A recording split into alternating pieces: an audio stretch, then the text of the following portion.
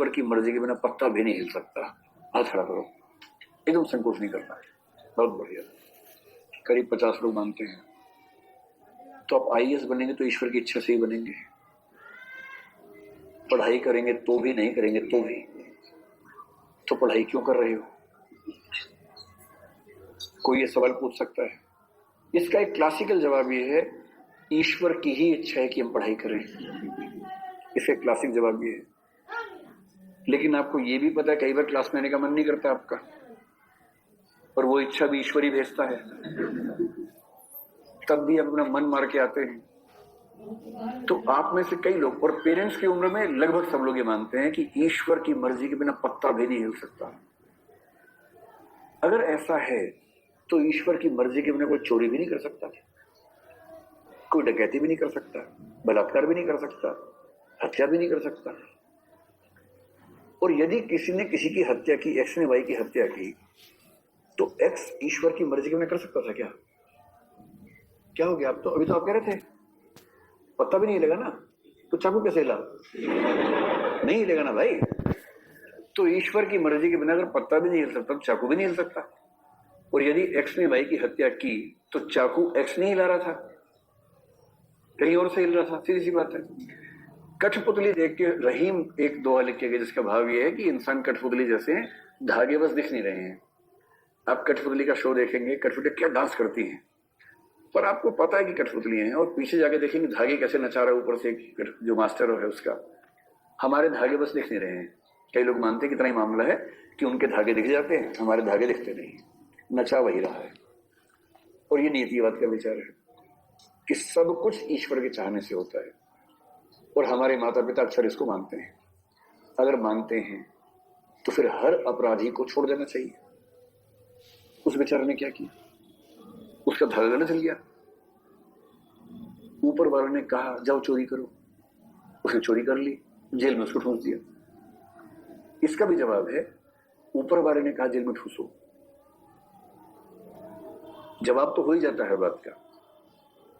लेकिन यदि आप नियतिवाद को मान लेंगे कि ईश्वर की इच्छा के बिना कुछ नहीं होता, तो आप किसी भी व्यक्ति को उसके अच्छे काम का श्रेय नहीं दे सकते और बुरे काम के लिए दंडित नहीं कर सकते, क्योंकि उसकी तो गलती है ही नहीं, ना उसने जानबूझ के कुछ किया है। यदि आप चाहते हैं कि व्यक्ति को जिम्मेदार ठहराया जा सके, इस कंसेप्ट को फिलोसफी बोलते हैं फ्रीडम ऑफ विल। और फ्रीडम ऑफ विल का मतलब है 3 चीजों का होना। अगर ये 3 चीजें हैं तो हम हर व्यक्ति को उसके कार्य के लिए जिम्मेदार मान सकते हैं, और नहीं तो उसकी जिम्मेदारी बनती ही नहीं। पहली चीज क्या है? पहली चीज है शारीरिक व मानसिक क्षमता। व्यक्ति शरीर से और मन से इतना सक्षम हो कि सही निर्णय कर सकता हो, नैतिक निर्णय कर सकता हो। जैसे बहुत छोटा बच्चा 3 साल का, उसको नहीं मानेंगे। मैंने आपसे कहा था कि 7 साल तक आईपीसी भी नहीं मानती है, तो बहुत छोटे बच्चे को नहीं मानेंगे। बीमार है, डिप्रेशन का शिकार है, फिजिकली परेशान है, एनेस्थेसिया के प्रभाव में है, नशे के प्रभाव में है, बेहोशी में है, उसको नहीं मानेंगे। और जो व्यक्ति फिजिकली और मेंटली फिट है, उसमें संकल्प की स्वाधीनता हो सकती है। एक कंडीशन पूरी हो गई। दूसरी कंडीशन है विकल्पों की उपस्थिति। Only 29 rupees, 6 days Vedic Maths Summer Camp.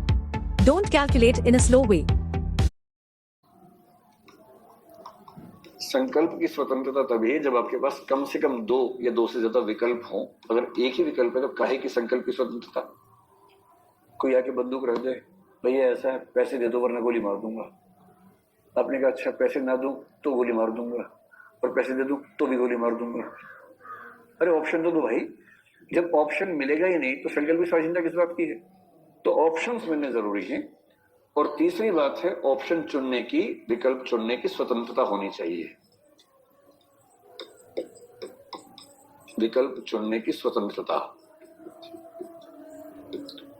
अगर ये 3 चीजें हैं तो आप व्यक्ति को उसके कृत्य के लिए जिम्मेदार मान सकते हैं। अगर ये 3 चीजें नहीं हैं तो आप उस व्यक्ति को उसके किसी कृत्य के लिए जिम्मेदार नहीं मान सकते। और कांट का कहना यह है कि यदि हम मानते हैं कि नैतिक व्यवस्था काम करती है, तो हमें यह मानना ही होगा कि हर व्यक्ति के पास संकल्प की स्वतंत्रता है।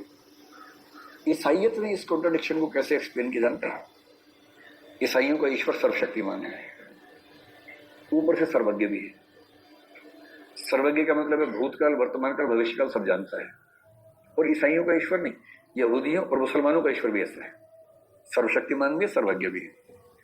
अब सोच के देखिए, सर्वज्ञ ईश्वर को पहले से पता है कि मैं कल क्या करने वाला हूं या भविष्य में क्या करने वाला हूं। सर्वशक्तिमान ईश्वर मुझे रोक भी सकता है, वो तो पूर्ण से पावरफुल है, ओमनीपोटेंट है।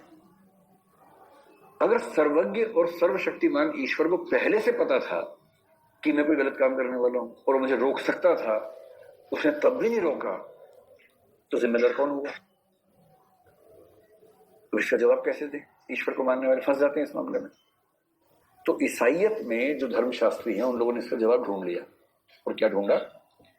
ईश्वर ने मनुष्य को वरदान दिया कि जा बेटा, तुझे फ्रीडम ऑफ विल दे रहा हूं। यही इस्लाम में अल्लाह ने आदम को वरदान दिया कि फ्रीडम ऑफ विल दे रहा हूं। सारे फरिश्तों से कहा सजदा करो आदम के सामने, सबने किया, एक ने मना कर दिया, इब्लिस ने मना कर दिया। उस दिन से इब्लिस और आदम में ठन गई है। इब्लिस शैतान है इस्लाम में, वो आदम को परेशान करता है, बार बार टॉर्चर करता है किसी तरीके से। तो संकल्प की स्वाधीनता दे रहा हूं, ईश्वर ने कहा। मनुष्य ने कहा इसका मतलब, बोले देख, ये जो फरिश्ते हैं ना, ये गलत काम कर ही नहीं सकते, ये गलत सोच ही नहीं सकते, क्योंकि मैंने इनको ऐसा बनाया है। ये अच्छा ही सोचेंगे, गलत सोचना इनके बस में नहीं है, इनका सॉफ्टवेयर ही ऐसा है। तुझे मैंने ऐसा बनाया है कि तू अच्छा भी सोच सकता है, बुरा भी सोच सकता है, लेकिन तेरी जिम्मेदारी है अच्छा सोचने की, अच्छा करने की। तेरे अंदर वासना और विवेक का संघर्ष चलता रहेगा। तेरी जिम्मेदारी है विवेक के साथ जीने की। पर मैं तुझे रोकूंगा नहीं, मैं तुझे संकल्प की स्वाधीनता दे रहा हूं। इसका मतलब तू गलत काम करेगा तो भी रोकूंगा नहीं, जबकि मैं रोक सकता हूं, जानता हूं पहले से। रोकूंगा नहीं क्योंकि मैं देखना चाहता हूं कि तूने खुद को कितना सिखाया है। बस जब तू गलत काम करेगा उसको नोट करूंगा, पकौड़ा बनाऊंगा, बाद में ध्यान रखियो, कढ़ाई में, गरम गरम कढ़ाई में, लेकिन रोकूंगा नहीं। और ये उत्तर ईसाइयत का इस बात का है कि जब कोई गलती करता है, अपराध करता है, ईश्वर जानता भी है, रोक भी सकता है, तब भी नहीं रोकता है, क्योंकि ईश्वर ने खुद उसको संकल्प की स्वतंत्रता का उपहार दिया हुआ है। ये उत्तर उनका है। ये उत्तर आमतौर पर सभी धर्मों ने इसको अपने अपने हिसाब से व्याख्या को चुन लिया है, स्वीकार कर लिया है।